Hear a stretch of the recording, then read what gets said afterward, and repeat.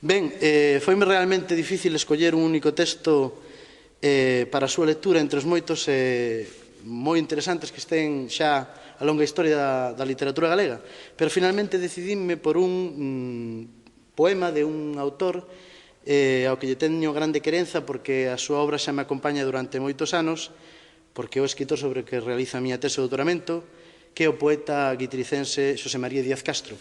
E o poema que vou ler apareceu nun libro titulado Nimbos, que se publicou en 1961, e é un texto xa tamén emblemático para todos os lectores de poesía en galego. Titúlase Penélope e di así: un paso adiante e outro atrás, Galiza, e a tea dos teus sonos non se move. A esperanza nos teus ollos se esperguiza, aran os bois e chove. Un bruar de navíos moi lonxanos che estrolla o sono mol como unha uva.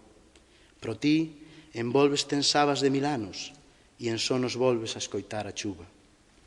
Traguerán os camiños algún día a xente que levaron. Deus é o mesmo. Suco vai, suco ven, Xesús, María, e toda a cousa de pagar o seu desmo. Desorballando os prados como a sono, o tempo vai de parga a pastoriza. Vaise enterrando, suco a suco, o outono, un paso adiante e outro atrás, Galiza.